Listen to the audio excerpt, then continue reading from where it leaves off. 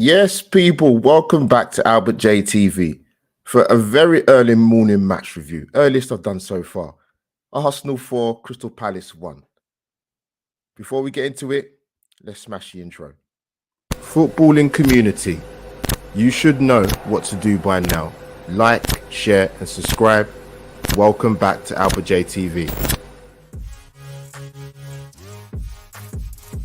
A social media platform. Know what you're talking about. And what I mean by that is goals, ESR and Saka have done well. They've done okay. They've done well.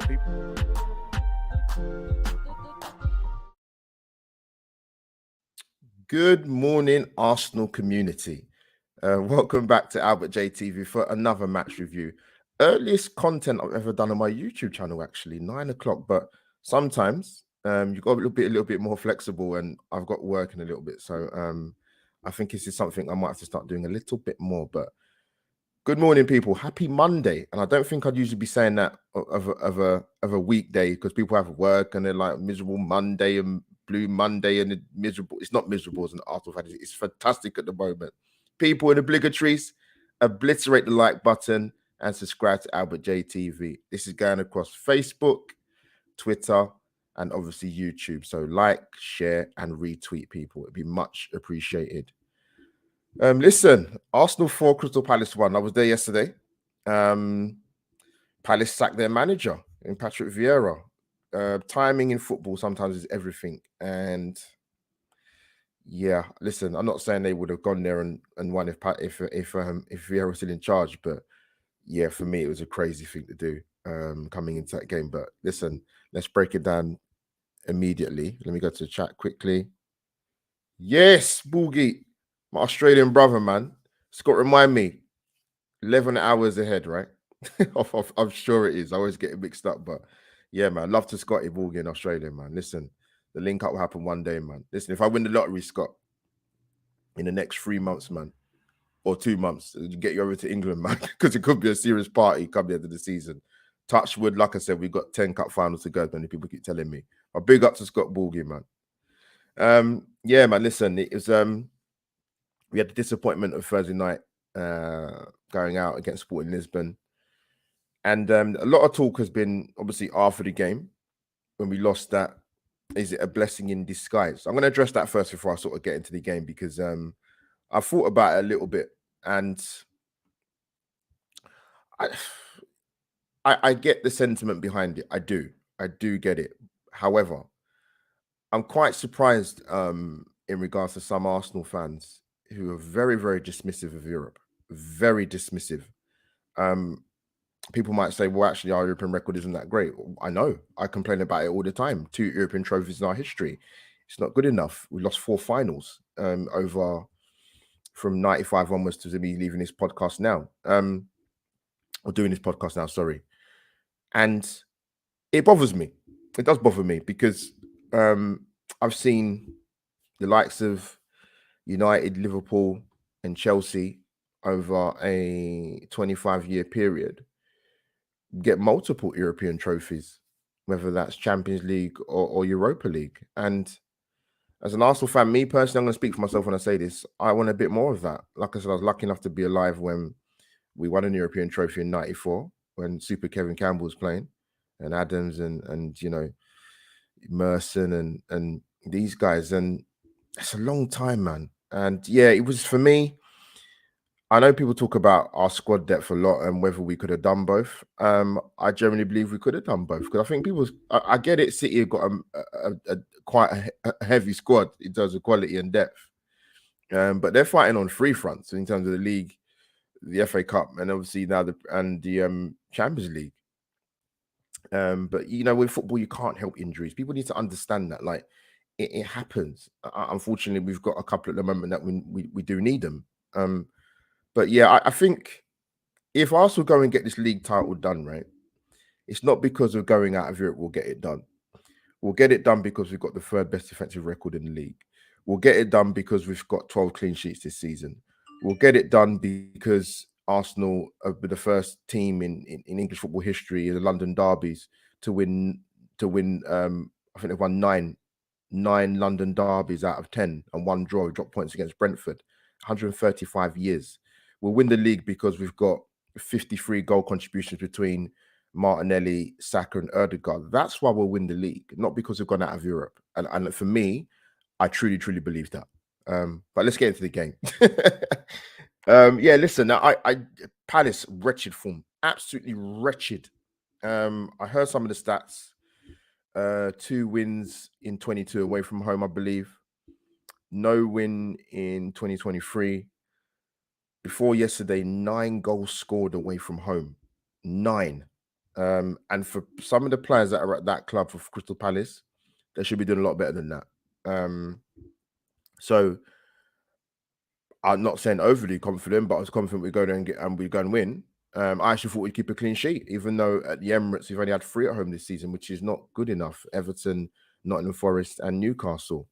But we'll touch on the back conceding goals in a bit because that really wound me up myself, I've got to be honest. But yeah, listen, I think a lot of these games now with Arsenal, right? Let's be honest, a lot of teams are going to sit behind the ball.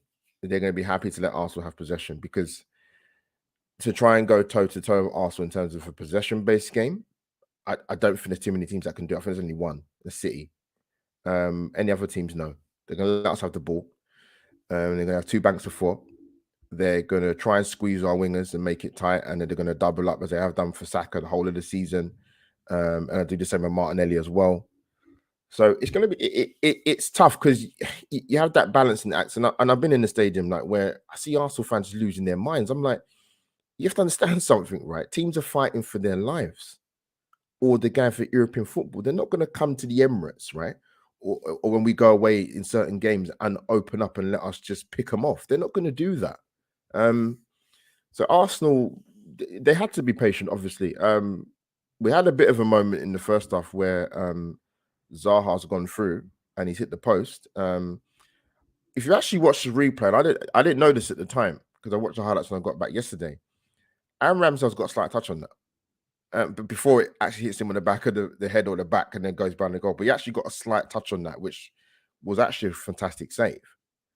So we had a warning sign. The Palace were going to play like that. They got the players to do it. Powerhouses like Schlupp, Zaha, and they're going to cause a danger. But I think for Arsenal, what it is with these games at this stage of the season is within the first sort of 20, 25 minutes, if you can get that goal to go 1-0 up, it settles you into the game immeasurably.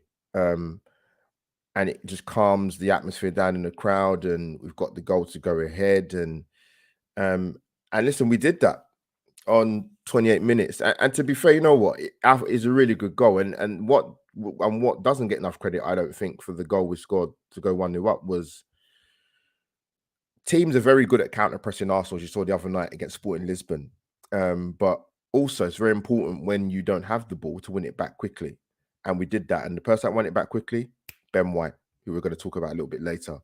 And, the combination play between Saka, Ben White, and Ødegaard this season has been nothing short of first class. It's been fantastic, absolutely brilliant. I don't think you got a better partnership in the league, in terms of Ben White and Bukayo Saka at right back and winger combination play is superb, absolutely superb. And he puts Bukayo Saka in, Saka puts in a great cross.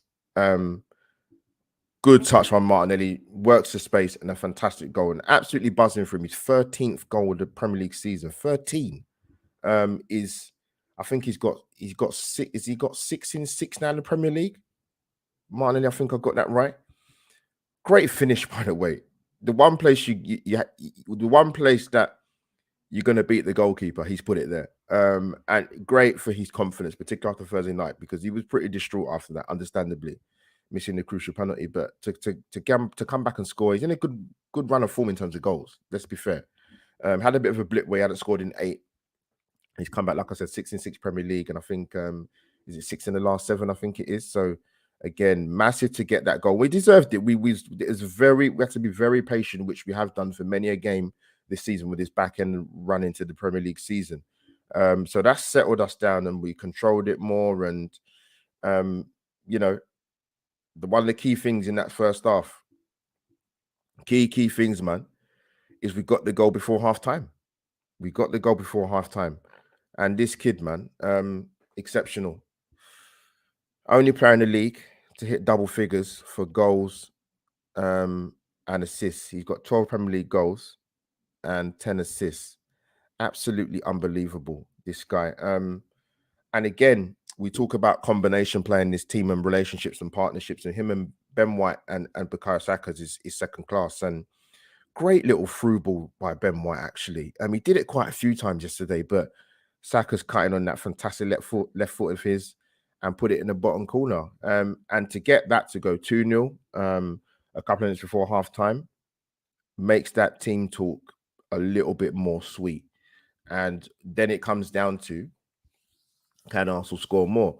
We talk about goal difference this season, and listen, Arsenal's is superb. I think we're only a couple off City now in terms of the goal difference, which is fantastic. Arsenal scored 66 goals this season, people. We scored 61 in the entire campaign last season. It's a huge turnaround. It's a massive turnaround.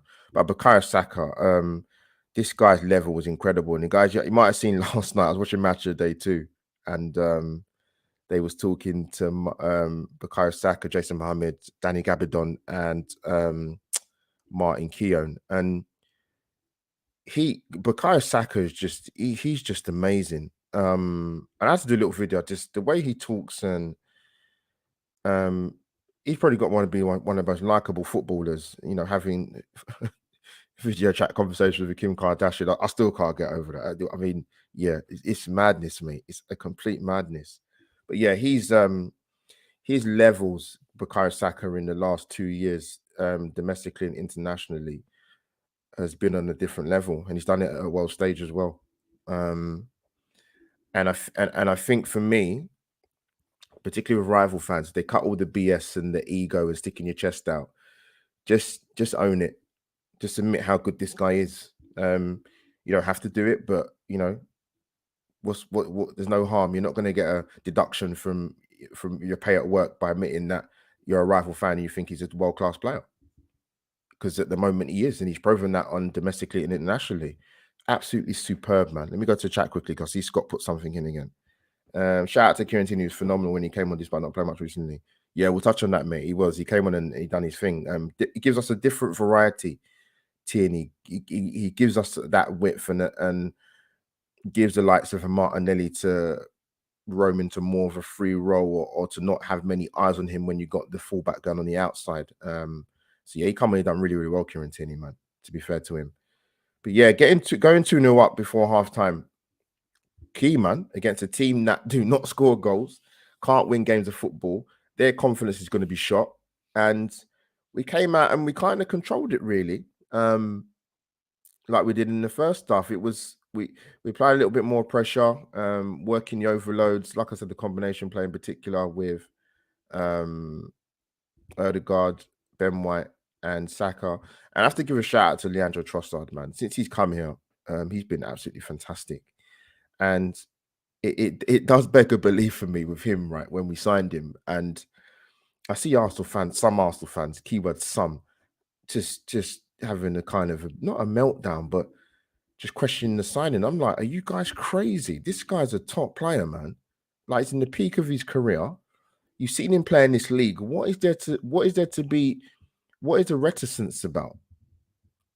I moan about Arsenal not buying players, and for years I have, and I've had debates with people.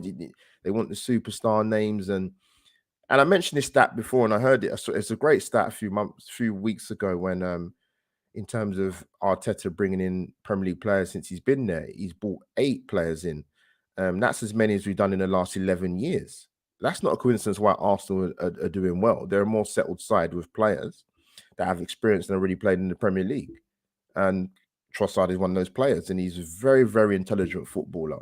Got another assist yesterday for it was Xhaka's goal to make us put us 3-0 up 10 minutes into the start of the second half. And then he obviously thought definitely game over. Great bit of football. And yeah, Arsenal, man. Zinchenko again playing that inverted role. And when he gets it right, Zinchenko, he was a lot better yesterday. Because the 2 Europa League games, he was off. His passing was awful, but Saw the video of him circulating, driving out the stadium, going past the toilet, and he just gets it, man. Zinchenko, he just gets it. He absolutely gets it. Love the kid. He's that guy brings a passion and an enthusiasm, and he's so infectious, man. It's if you could bottle it up and sell it, I'd be a very, very rich man. Trust me. But yeah, 3-0. Thought the game was done. Thought the game was absolutely done. And I thought the only way Arsenal would sort of cause any issues is if they concede a goal, and lo and behold, we conceded against the team that's had scored 9 goals away from home. What will annoy Mikel Arteta, and what annoyed me in the ground and even after it, was we didn't keep a clean sheet, because that was there for the taking, and that would have equaled our clean sheet record from last season in the Premier League, 13. I said to Tom Canton from Goodness Talk TV that I thought Arsenal at the start of the season would better their clean sheet record. I do think they can do it. We've got 10 games to go. We've got 12 clean sheets this season in the Premier League, and we've got 13 last season. So I think Arsenal might just about do it. I'd be surprised if they don't, but I think they will. But yeah, that was a poor goal to concede, man. You don't win the first ball, you win the second ball. Don't win the second ball, you concede. That's exactly what happened, which was annoying, very annoying. And I saw Ramsdale's reaction when that goal went in. I think that told you everything you need to know. So yeah, we just keep, I don't know what it is with our home record. We just keep conceding poor goals, man, at home. And that was one of them. But despite that, defensively, I don't think we was all over the place. Rob Holding, shout out to him. Last 2 games he's come in, he's done really, really well. He has. Yes, he has his deficiencies, and I saw a lot of people going in on him. I'm not the biggest Rob Holding fan, but listen, I'll call it as I see it. I'll judge it with what I see with my own 2 eyes. And in the last 2 games, he's played well. He's been exceptional, actually. I thought he come on for someone that's not played a lot of football. He's done really, really well. And obviously, you got your partner in Gabriel there, who's been that guy on centre back, man. Seriously, like I said, Arsenal 3rd best defensive record in the league. Who would have said that 4 or 5 years ago about an Arsenal defense? You just wouldn't have said it. That's the whole point. But yeah, that annoyed me, the conceding the goal. But again, a bit later during the match, we get the goal through Saka again. I mean, this guy, what a great piece to play again. Scott mentioned it in the chat already. Kieran Tierney come and done really, really well, man. Really well. He came on, Tierney, in the, I can't remember when he came on now, but except really well. Like I said, he gives us a different dimension at fullback. And actually, I think this is my own personal opinion with him. Whether he'll be there next season, I don't know. That's the honest answer. But I would have liked to have seen him used a little bit more. And I'm actually surprised he hasn't been used a little bit more. And that's nothing against Zinchenko, because he brings a different dimension to the team. And I see why it starts. But there's been a few games where Zinchenko, for me, over a period of time, not recently, where he's not done so great. And I thought Kieran Tierney would have come in, but he hasn't. But when he came on yesterday, I thought he was excellent. And he obviously got the assist for Saka's goal. What a strike. Wow. I tell you, man, this guy, 21, it's not even peak of his career. He's probably about 6-7 years away. Rival fans, watch out. That's what I'll have to say. But yeah, 4-1. Again, we've improved our goal difference tenfold, man. Unbelievable. 6 Premier League wins in a row. We talk about momentum being a key word in football, and it absolutely is. We can only take care of the business that we do. And like I said, City are in the FA Cup still, semi-final. They've got Sheffield United, and they have they're in the Champions League playing against Bayern Munich, I believe. So I had 8 points ahead at this stage of the season. If Arsenal been offered that, wow, start of the season, even after the World Cup, you would have snapped people's hands off. Absolutely. It's good to be an Arsenal fan at the moment, to be fair. it is, man. And this guy, Martinelli, like I said, man, great to see him come back and score. He actually had a good game yesterday. I kind of, no disrespect to Joel Ward, but I thought Arsenal can really get at him, particularly down Martinelli's side, because Joel Ward's a dependable defender, don't get me wrong, but I thought there's times when Martinelli showed him a very clean pair of heels, man. And like I said, 13 goals this season. Remember when we used to complain as Arsenal fans, yeah? When we used to say, oh, it's only Aubameyang that's getting the goals and we don't get goals by committee. And listen, this team, like I said, 53 goal contributions just between Martinelli, Odegaard, and Saka. And that's not even including the goal scored by other players in the team. It's been a phenomenal turnaround with Arsenal, man. Let's be honest, man. Like there's many different facets of the side that are working from an offensive point of view to a defensive point of view. Our away record is exceptional. Our home record is pretty good. One defeat at home to in terms of Man City, but yeah, our record's really, really good, man. Like I said, there's so many different facets to this Arsenal side where there's been so many improvements. I mean, I don't think anyone would have personally thought there had been a title challenge at the start of the season, because I didn't think that. I thought Arsenal were, if I was going by sort of average age of the squad, I've mentioned this before, I thought it would have been about a good 2 or 3 years off of going or competing for a league title. But the season's come earlier than I thought, and all the more thankful for it, people, to be honest with you. But yeah, it's not going to be a long match for you because I need to get ready to go to work. But yeah, listen, this team, man, is just brilliant. Let me try and get the stats up quickly. But yeah, I was saying about London Derby's record. So yeah, played 10, won 9, drawn 1, lost none, scored 24, goals against 5. So that illustrates in terms of from an offensive point of view and from a defensive point of view, and that's 28 points, by the way. The second best after that is Tottenham. Played 10, won 5, drawn 3, lost 2, scored 17, goals against 11, 18 points. That's a 10-point difference over your nearest London rivals in terms of points gained in London derbies. Incredible. 135-year history. First time 9 wins in London derbies for a team, Arsenal. Incredible. Absolutely incredible. Like I said, so many turnarounds for Arsenal this season. Incredible. I'm trying to find the stats for yesterday. Give me a bear with me, people, if I can find them. Where's it gone? Let's see what Arsenal done yesterday. Bear with me. Audio listeners, you won't be forgotten. I'll put this out later when I get back from work. So you can hear my beautiful Southeast London dulcet tones on a Monday. But where's the stats gone for Arsenal? Let me see. So yeah, Arsenal 62% possession, 15 shots, 5 shots on target, 4 goals, not bad. 5 corners and 8 fouls conceded.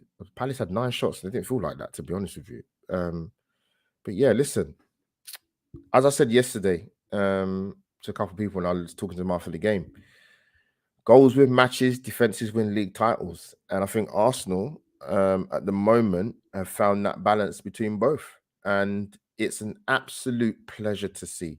But I want to talk about one person in particular before I wrap up. I could talk about so many Arsenal players, but I want to talk about him because as people know, I'm a massive, massive fan of this guy at Arsenal. And that is Benjamin White. Not in the England squad, which is it is a surprise and it isn't.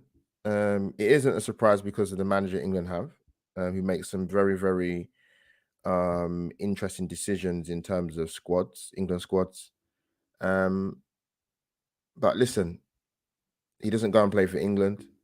It works out to our benefit. But I have to say, I did a show, a particular content about Ben White on Lee Judges TV. Big up Judges, with Arsenal Analysed and G Talks. And when we bought Ben White, as many people remember, people in the chat now, or when you listen to this back on audio, or when you listen to this back in your own time, when we signed him, there were some very, very skeptical Arsenal fans. Even to the point where that I just find it like you're looking at him as some kind of whipping boy. I mean, when he first joined Arsenal, I thought we had a decent pre-season for that season, 21-22. And he did okay defensively with working in a new centre-back partnership. I mentioned before that in the last 3 seasons in the Premier League, he's played in 3 different positions. He played in the back 3, Brighton. He came to Arsenal, played in the flat back 4, new centre-back partnership with Gabriel, and this season moved to right back. At the time when I did the content with the player focus on Ben White, there was a stat flying around that he'd won the same percentage of aerial duels as Gabriel Margulies and Ruben Diaz. People said this guy couldn't head the ball. He's 6'1", Ben White, I believe. He's been better than what I ever thought I could imagine, particularly playing at right back. I just didn't even. I knew he could play there. It wasn't that he can't play right back, but he's been phenomenal. To me, he's been the best English defender in the league for me this season. People can argue that I don't care. He's been exceptional. And like I said, if you find a better duo in the Premier League as we speak now in Ben White and Bukayo Saka working in tandem, drop me in my DMs because I can't think of one on the top of my head. He's been exceptional, Ben White, and he brings not just defensive quality, he brings he's added an attacking attribute to his game, and he scored this season as well against Bournemouth. He put that tackle on Zaha, proper solid tackle, man, brilliant. And Ben White, he deserves more of a shout and a little bit more respect for how good he's been this season. And I thought he did okay last season, to be honest. And yeah, listen, I'm happy we've got him. If I met him, I don't know what I'd do. I'd have to try and hug him. I don't know, but yeah, I love Ben White. He's fantastic. He deserves a lot more plaudits than he does. But people, we've got an international break now. I think it's come at a good time. Jesus, quick shout out. More minutes again yesterday. Gonna have to be eased back in gently and slowly. Listen, he had a serious injury, man. Like, let's get it right. Listen, we've got a 2-week international break. He'll get his fitness going. He'll keep it going. Once we come back, he'll play more games. We've got Leeds when we come back on the Saturday. I'll be there for that game at the Emirates Saturday afternoon kickoff. You've got to love it, Saturday afternoon kickoff, innit? To be fair, but I'll be there for that game. And listen, he's going to be raring to go. Yes, his goal scoring record wasn't fantastic before the World Cup break, but like I remind people, I saw a column in, I think it was The Guardian, I'm sure it was a few, obviously when he wasn't injured, saying that Gabriel Jesus is not your 20-goal season man, but it's exactly what Arsenal need right now. And I think it summed it up perfectly. He offers so much more. And as you've seen, like I said, the goal contribution between Saka, Odegaard and Martinelli has been first class. And he's still to come back. Again, someone like ESR needs more minutes as well, but Jesus is going to come back firing, and we've got him back at a pivotal part of the season, and he's going to be very, very important. Like I said, with the big games against Newcastle, Liverpool, and Man City, we pick up points in them games. I don't care how good City are. That's a very difficult gap to pull back. Yes, give them the respect. 4 out of the last 5 Premier Leagues, they've come from behind to win them, but this is a different Arsenal side. And Mikel Arteta said something important in regards to it's important for the Arsenal player to maintain their mindset. And it's so true, particularly after what happened on Thursday night. We've come back after setback, after setback, after setback. That's the mark of a seriously good team. Team camaraderie, spirit, character, passion, controlled emotions, mix all everything to a mixing bowl, and you've got potential league title winners. But yeah, great to be an Arsenal fan at the moment. People, smash the like button, like I said. If you don't know what to do by now, people, this is absolutely what you should do.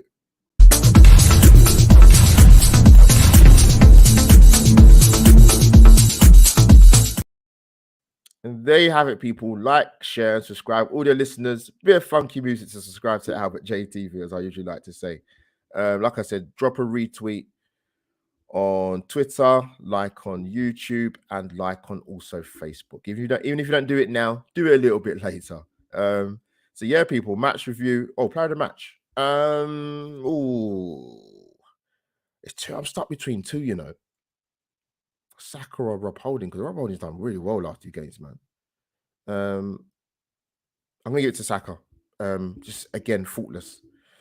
Even in the games he doesn't play magnificently well, he's still like 7 out of 10. He's incredible. So I'm gonna give it to him. But close Rob Holding behind. But people, that's Albert JTV over now. Arsenal 4, Crystal Palace 1. Subscribe to Albert JTV. Smash the like button. Obliterate it. I'll put this on my audio later, and I'll clip certain bits out a bit later too. But people, that is Albert JTV over and out. 8 points clear on the top of the table. Enjoy the international break. See you soon, people.